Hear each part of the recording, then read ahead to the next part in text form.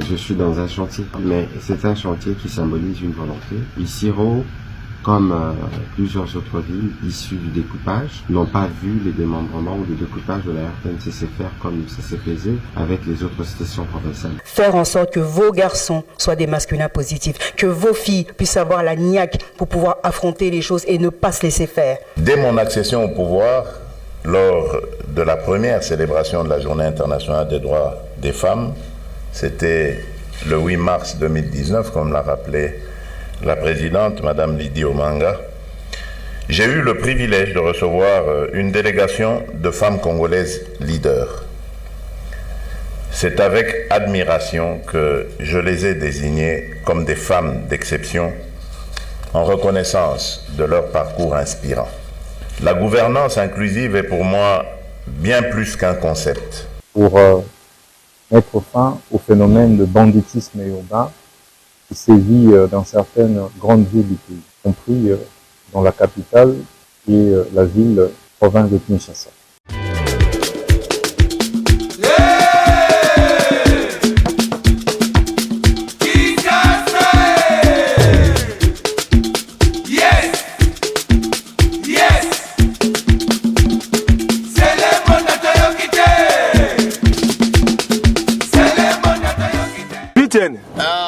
Omeli boni ne sali oboye. Na meli zododo. Omeli zododo putain. Na mela ngo. Omela ngo.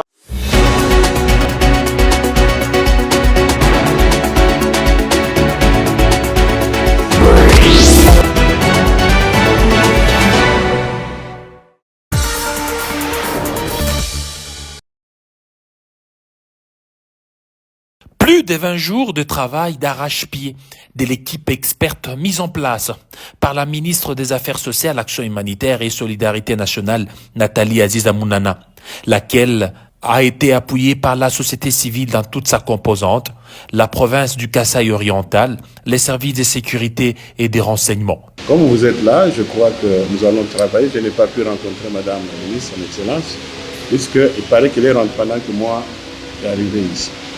Ce qu'on peut faire, c'est chercher à trouver des solutions idoines par rapport à tous ces dossiers. C'est un dossier qui à un certain moment n'a pas été très bien géré, je le sais. Peut-être que le problème se poserait au niveau de l'indemnisation. Certains n'ont pas été indemnisés par rapport à la valeur de leur maison.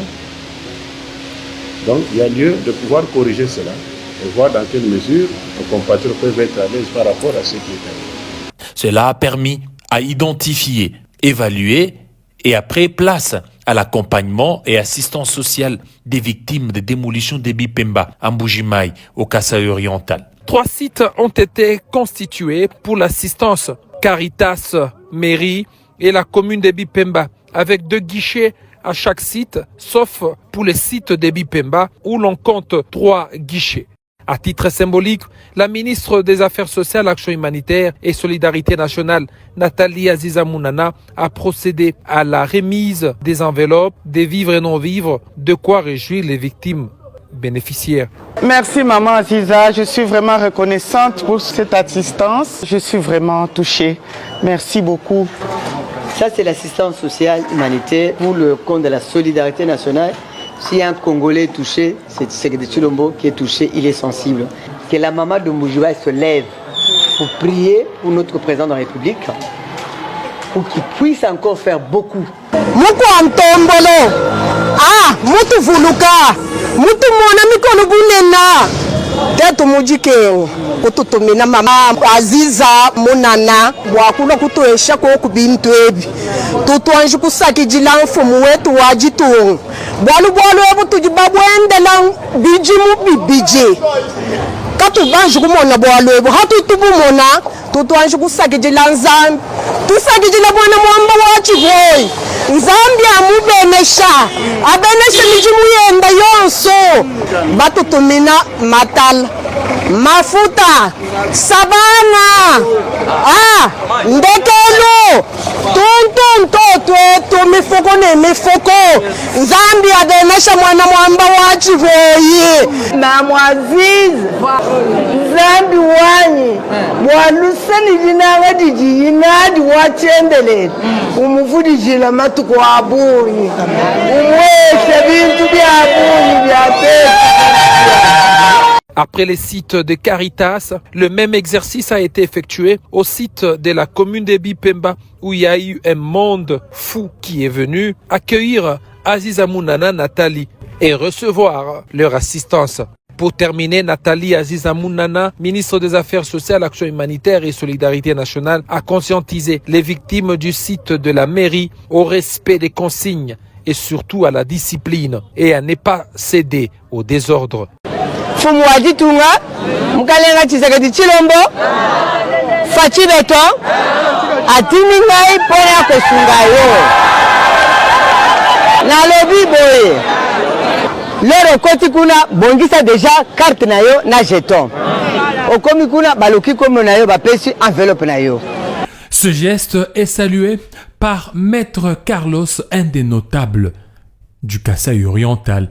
Maman Aziza Mounana, une femme forte, une femme vraiment qui a vraiment mouchina kuigira le bantu ni moyo abule jimu kana nao kimu ba pesa milioni to mais makuta maki sabu kana nao mubu mvuja ba chini ba pesa makutao ni baji mu mvuja ba chini ba pesa makutao bantu bo sumba sanka mbasa mbapije mu abeu binji na fumu aji tunga bane alors ba fete nene yo ya bu yatalala yo ya bu kana talala ti mumbai mes frères kasayen mes frères baluba on t'avoue ni nenu ni tunujige ujana bakishiba nutapa bwana kana mena mwana jitu je kumpala to nunu fusha Felix Bundu kuibata bakwabo ninjinu ambila mema Carlos Kalonji maître Carlos Kalonji njinu ambila bwana Bundu bwenu nujibatu bachanana tala mamwe mfoku nani mamu wabena waba Swahili ula mujitunge mwemu wenza mujimu mweneka kweswa bantu bonso c'était même pas un problème wani mushindu gai c'était un problème wakuna bwana mushina gweje yitalala neno wolo gweje yitalala nunu gweje na muluntuta wani bantu bakina mfumu wajitu mama Aziz umbuka kwaka ulo wenzela mfumu mwimpa nukwewu mujimu mweneka menene baba nutuma amunenu bana betu. Nathalie Aziza Mounana, ministre des Affaires sociales, Action humanitaire et Solidarité nationale, a au nom du gouvernement encouragé les sinistrés à continuer à soutenir la première ministre Judith Suminwa et le président de la République Félix Antoine Tshisekedi Tshilombo et surtout à prier pour le chef de l'État afin qu'il concrétise sa vision du développement.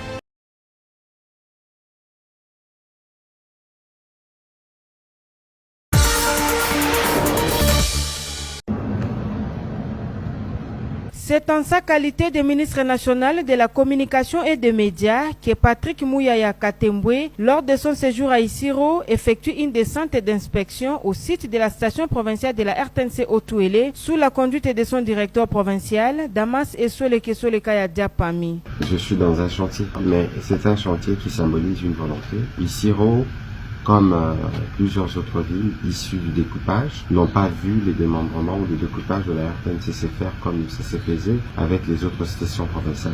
Il y a donc un défi qui passe par l'équipement, l'installation, mais l'avantage ici, c'est que vous avez déjà un cadre qui est en cours d'aménagement. Et donc nous, tout ce que nous pouvons faire comme autorité de tutelle, c'est de nous assurer qu'on vous appuie pour que vous puissiez atteindre les objectifs qui sont les vôtres. Patrick Mouyaya encourage les personnels à continuer sur la même lancée tout en assurant de son accompagnement. Un encouragement, même si vous êtes 10, la taille ne peut pas toujours compter lorsqu'il y a la volonté de faire des choses telles que les choses devraient être. Je pense qu'ici, j'ai noté cette volonté avec les directeurs provinciaux et je souhaite que vous continuiez dans l'élan qui a été donné. Et nous, on verra évidemment, dans la mesure du possible, comment nous assurer d'être plus proches et comment vous appuyer pour que vous puissiez faire le travail de manière optimale. De son côté, le directeur provincial Damas Esole Kesole Kaya remercie les champions du nouveau narratif et croit que son passage augure un lendemain meilleur pour la jeune station de la RTNC Otuele. Au nom de l'ensemble de ma personne, au nom de Madame le directeur général de la RTNC que je représente ici, je remercie sincèrement le ministre. C'est donc par là que je voudrais terminer en remerciant son Excellence, Monsieur le gouverneur de province, qui a joué la première carte. C'est dans un climat bon enfant que Patrick Mouyaya Katembwe quitte ce chantier de la RTNC avec promesse d'y revenir.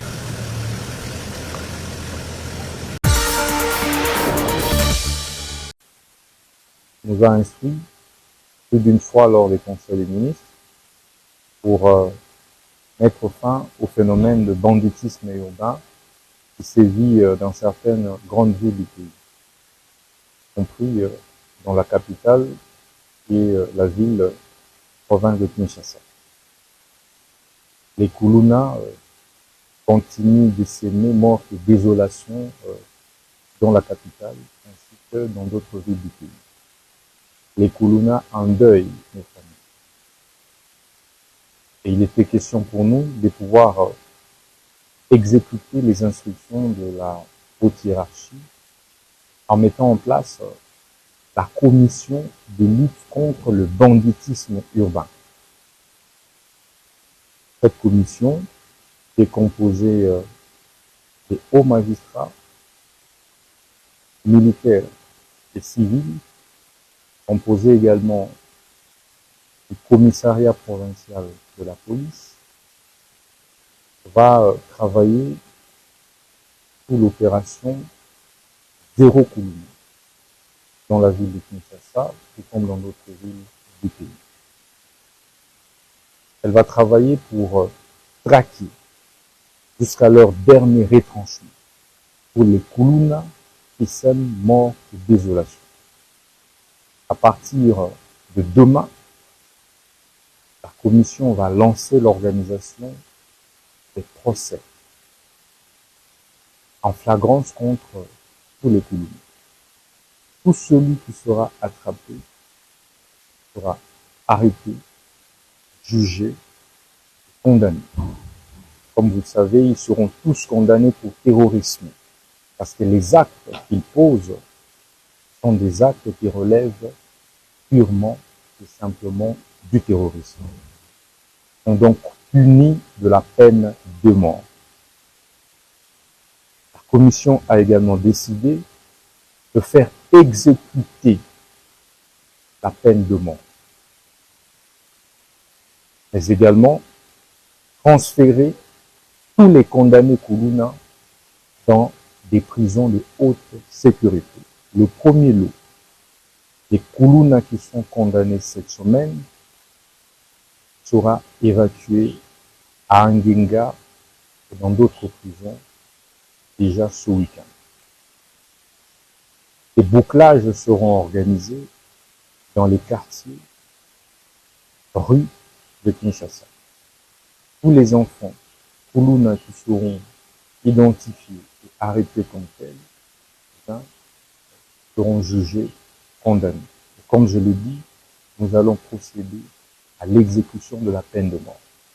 Parce que la Bible dit, qui tue par l'épée, périt par l'épée.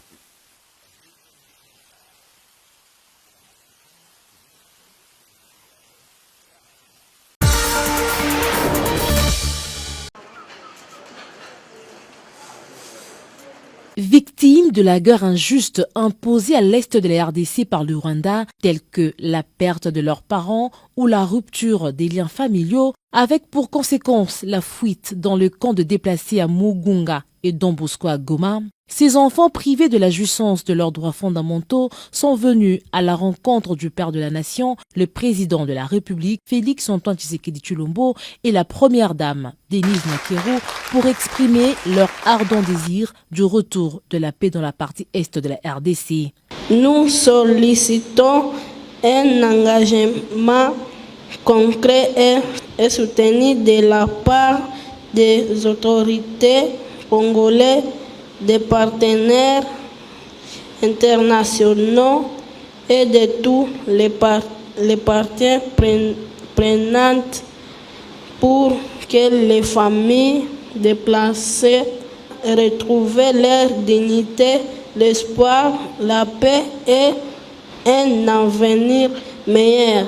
Difficile d'expliquer à des enfants le mécanisme diplomatique complexe concernant le retour dans un avenir proche de la paix dans cette partie du pays. Voilà pourquoi le président de la République est revenu brièvement sur ce multiples efforts déployés pour le rétablissement de la paix, notamment le processus de Luanda, dont le but est d'instaurer un cessez-le-feu suivi du cantonnement, du désarmement et de la démobilisation des rebelles du M23. Alors les enfants Vous voyez, je vous ai décrit 4 démarches que nous sommes en train de mener et qui, je vous l'assure, faites-moi confiance, vont ramener la paix définitivement à l'Est. Pas un semblant de paix, c'est-à-dire simplement les armes qui se taisent pour reprendre dans 1 an, dans 2 ans, non. Ce sera la paix définitive. Et vous pourriez enfin, à ce moment-là, rentrer à la maison. Voilà, les enfants, nous ne vous oublierons jamais. Dites à vos parents qui sont restés quand vous allez rentrer que vous avez vu le président et que le président vous promet que tout va revenir dans l'ordre très bientôt. Je vous en fais la promesse et le serment. Organisée par le FONAREV, la rencontre a connu également la participation de la première ministre Judith Suminwa Tuluka, de la ministre des Droits humains et de la ministre des Affaires sociales. Au terme de cette rencontre, les enfants sont répartis avec une lueur d'espoir, un sentiment de fierté, un heureux souvenir d'avoir eu l'honneur de rencontrer en face le couple présidentiel en personne.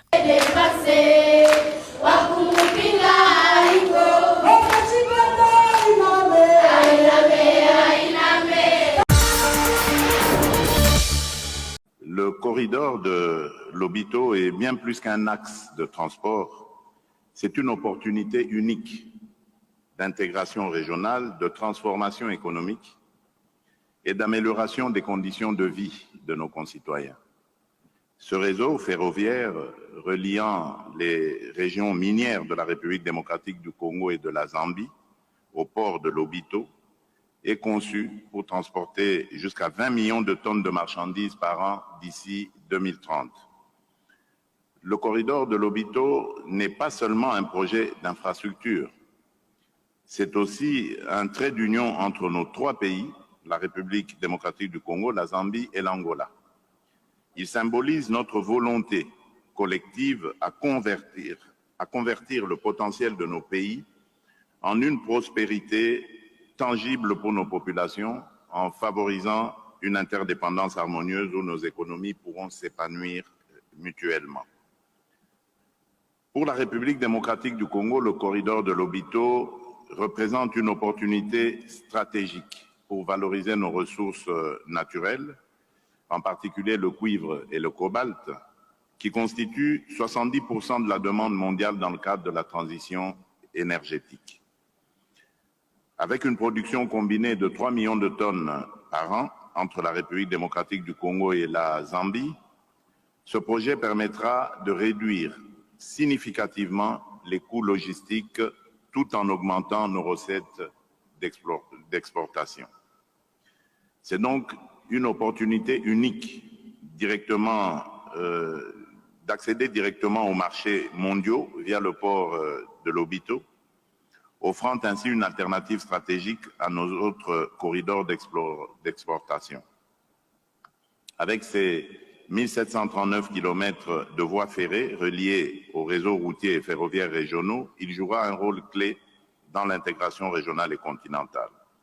Au-delà des infrastructures, l'impact humain de ce projet est immense. Ce corridor catalysera la création de plus de 30 000 emplois directs et indirects, réduisant la pauvreté et favorisant le commerce intra-africain en ligne avec l'agenda 2063 de l'Union africaine.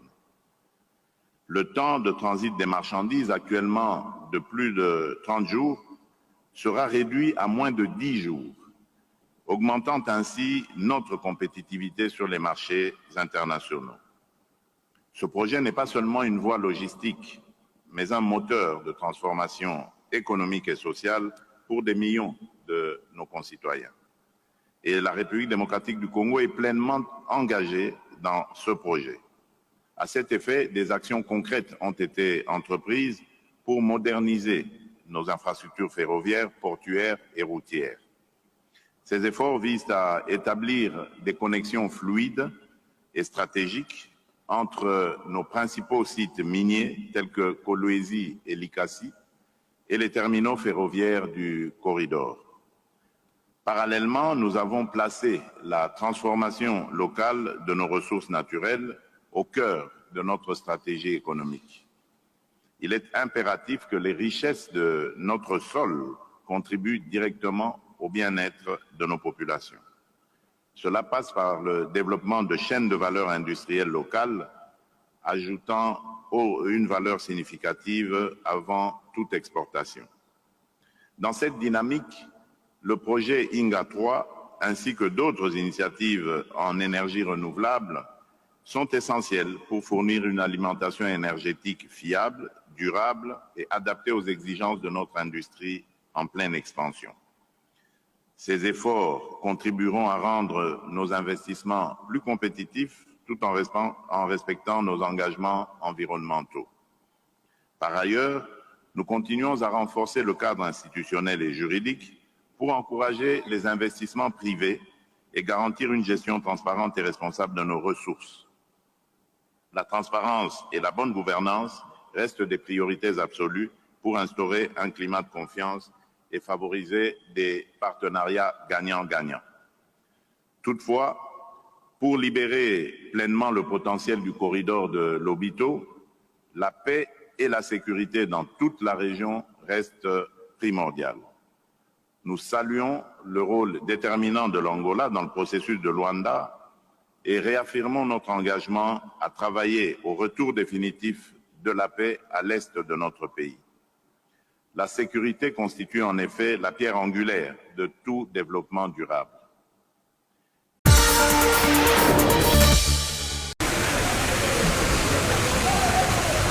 Les femmes d'exception de la République démocratique du Congo, une plateforme des femmes inspirantes unies dans le but de créer un changement positif et durable, mais surtout une association des femmes qui croient dur comme fer que chaque femme a le droit d'être valorisée, éduquée et émancipée afin qu'elle soit en mesure de réaliser ses rêves. À travers la première édition de la conférence dite « Rencontre d'exception », ces femmes venues de plusieurs horizons vont échanger et débattre sur les questions majeures se rapportant aux droits des femmes, à l'émergence d'un leadership féminin inspirant et modèle. Gouvernance inclusive, thème choisi pour cette rencontre de haut niveau, renvoie à un système où les femmes participent activement et équitablement au processus de prise de décision dans les sphères politiques, économiques et sociales du pays. Présidente de FEDEC et initiatrice de ces assises, Madame Lydie Omanga circonscrit l'événement du jour. Faire en sorte que vos garçons soient des masculins positifs, que vos filles puissent avoir la niaque pour pouvoir affronter les choses et ne pas se laisser faire. Mon père a été la première personne et le premier homme de ma vie qui m'a montré la voie et qui m'a fait confiance. Et aujourd'hui, je donne ces exemples parce que je veux dire aux hommes qui sont ici, ce masculin positif que nous avons, cet exemple qui est là, mais faites-en autant. Soyez des masculins positifs. Faites-en autant. C'est tout ce qu'on vous demande. Champion de la masculinité positive, désigné par ses pairs africains, le président de la République Félix-Antoine Tshisekedi Tshilombo a voulu honorer ces femmes d'exception en sa qualité de parrain originel de cette plateforme qui cadre avec sa vision de promouvoir l'égalité du genre dans toutes les institutions du pays. Dès mon accession au pouvoir, lors de la première célébration de la Journée internationale des droits des femmes, c'était le 8 mars 2019, comme l'a rappelé la présidente, Madame Lydie Omanga, j'ai eu le privilège de recevoir une délégation de femmes congolaises leaders. C'est avec admiration que je les ai désignées comme des femmes d'exception en reconnaissance de leur parcours inspirant. La gouvernance inclusive est pour moi bien plus qu'un concept. C'est une vision d'un leadership qui intègre toutes les composantes de notre société dans le processus décisionnel. Elle signifie que chaque voix, en particulier celles qui ont été historiquement marginalisées, est entendue et valorisée.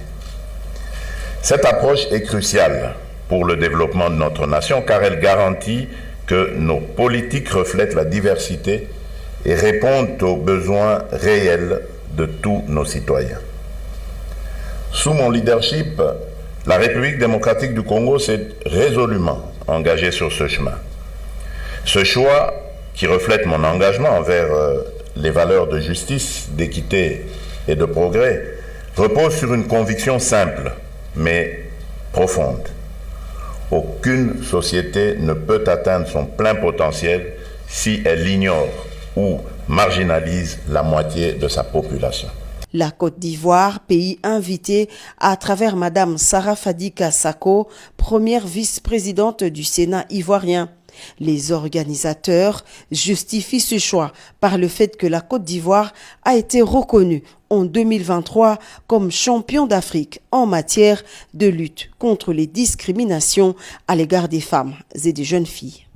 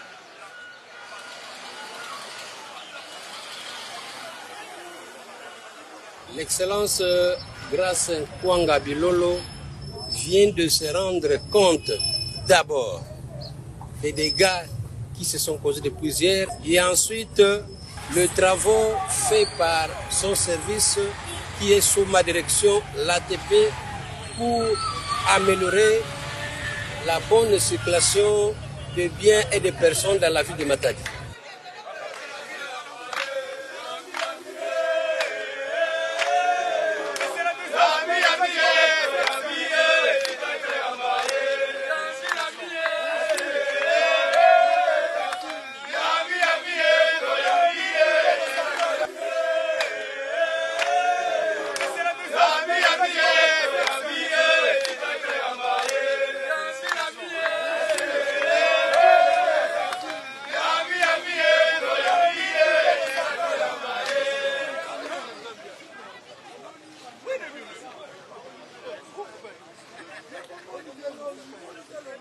Il en était très fier et il m'a même plus encouragé de faire mieux que ça.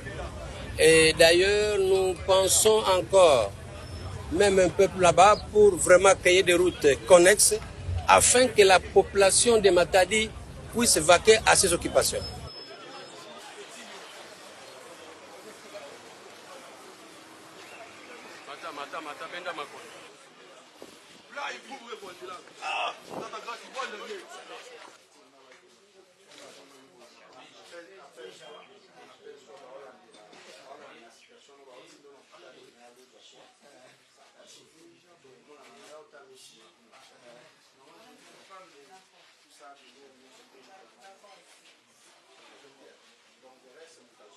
Nous sommes passés dans des centres de santé où il y a de dégâts. L'Excellence Grace Nkwanga Bilolo a promis qu'il va s'imprégner et donner des solutions adéquates afin que tout le monde soit dans la bonne vie.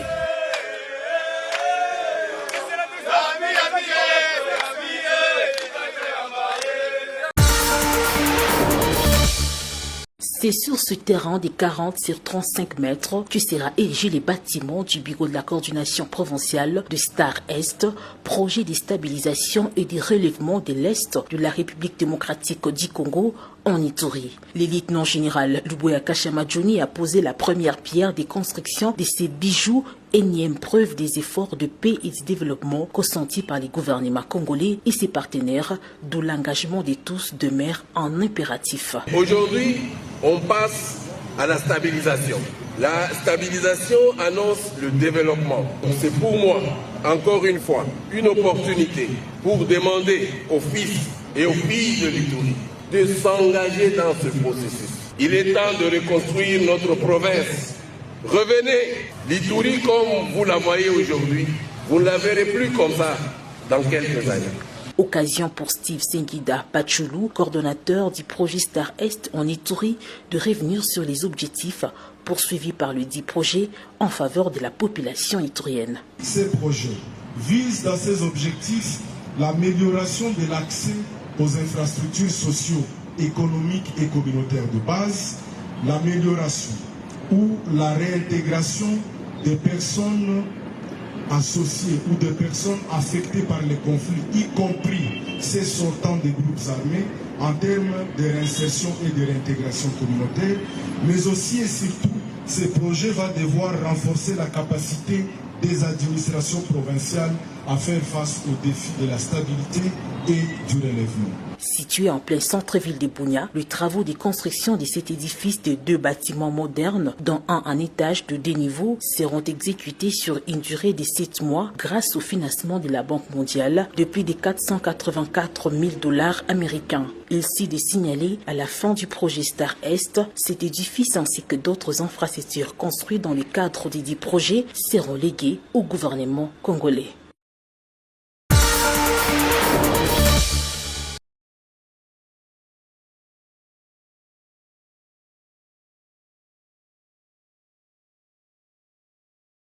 Décédé à l'âge de 85 ans, les funérailles de Gilbert Mujinga Kayombo, père de Thierry Mujinga Sambumba, bourgmestre de la commune de Manika, ont été honorées par la présence de la gouverneure du Lualaba, Fifi Masuka Saini, aussitôt revenue de la 11e session de la conférence des gouverneurs lundi 2 décembre 2024, avec les présidents de l'Assemblée provinciale, Jean-Marie Kassé Chingambo, les vice-gouverneurs, Clément Moufoundu Chinat Karl, les membres du gouvernement provincial, les membres du conseil provincial de sécurité, ceux de son cabinet politique. Ils ont assisté à toutes les étapes des obsèques à l'esplanade du cercle récréatif de Manika de Kolwezi. Après les oraisons funèbres et autres, l'homélie du prêtre catholique a été prononcée pour rendre hommage aux défunts. Bamedecin batashinda, makuta itashinda, utarudia mikono mitupu, ya lazima hata ulikuwa na makuta, ulikuwa na mali. Wakati urungana na Mungu, urungana na Kristo, nafsi yako itaishi milele. Nile kila mmoja angalie richesse yake, richesse matérielle, richesse spirituelle. Mathieu Kazimbe Swana, ministre provincial du Bidji, a partagé quant à lui des souvenirs touchants du regretté Gilbert Mujinga Kayombo, qualifié d'un homme engagé et fort. Je retiens seulement quelque chose. C'est après sa disparition que moi j'ai commencé à comprendre. D'abord, le vieux était très simple, très poli. Quand il saluait, il s'inclinait même devant les petits.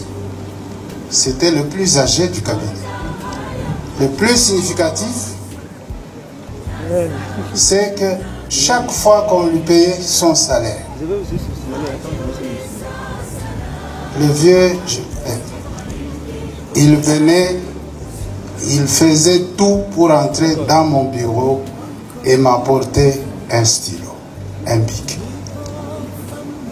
Ce bic, ici, c'est le dernier qu'il m'a apporté. C'était peu avant d'aller en campagne en novembre. Thierry Mujinga Sambumba, fils du défunt, a évoqué le souvenir avec son feu père et exprimé sa gratitude à l'assistance lors de son allocution. Chez Kayombo Gilbert, on voyait des gens de tout âge venir à la maison, les consulter sur des questions aussi éminemment politiques que celles relatives à la vie de la société en général.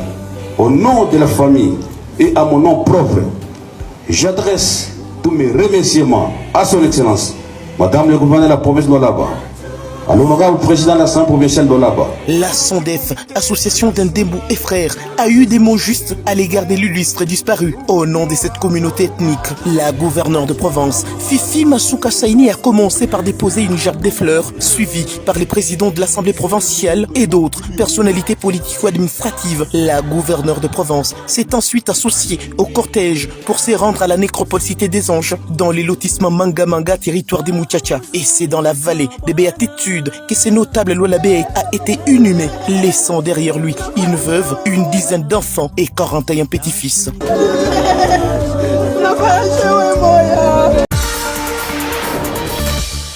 L'agenda de la gouverneure du Lualaba ce mardi 3 décembre 2024 a réservé une place d'audience à la délégation du directeur général d'agence de pilotage, des coordinations et des suivis de conventions de collaboration signées entre la RDC et le partenaire privé, l'APCSC en sigle. Accompagné du professeur Claude Mamba Kabassou, le directeur général Freddy Yodi Chimbo et sa suite ont été reçus en audience par la gouverneure du Lualaba à l'hôtel du gouvernement provincial. En séjour de travail de quelques jours, le haut responsable de l'APCSC sont allés présenter le civilité à l'autorité provinciale. Nous avons eu essentiellement des échanges autour de 3 aspects qui concernent notre mission. Le premier aspect, c'est une visite de travail d'inspection à la SICOMINE. Nous avons voulu échanger avec l'autorité parce que la SICOMINE est implantée dans cette province et nous voudrions entendre, nous en tant qu'agence de régulation de cette convention, on voudrait entendre le comportement de ceux que nous sommes appelés à gérer. Et nous avons eu à ce sujet des échanges très profonds. Le deuxième volet, c'est que nous allons aussi faire une visite d'inspection dans les chantiers d'infrastructure et nous avons aussi voulu recevoir une évaluation de l'autorité sur l'avancement de ces travaux et voir le degré de satisfaction de l'autorité et de la province. Et puis en troisième lieu, nous avons voulu, en 2 volets, dans un premier volet, informer l'autorité sur l'installation d'une direction provinciale de l'APCSC ici à Kolwezi. En présence de Jeffrey Masuka, ministre provincial de l'énergie, la délégation Maître Yodin Chimbo a eu aussi des échanges profonds avec la gouverneure Masuka Saini sur la possibilité d'établir une convention de collaboration avec le gouvernement Lualabé de manière à soutenir les efforts de développement des infrastructures de base déjà palpables, afin de valoriser les richesses naturelles de la RDC, comme le recommande le président de la République, Félix Antoine Tshisekedi Tshilombo.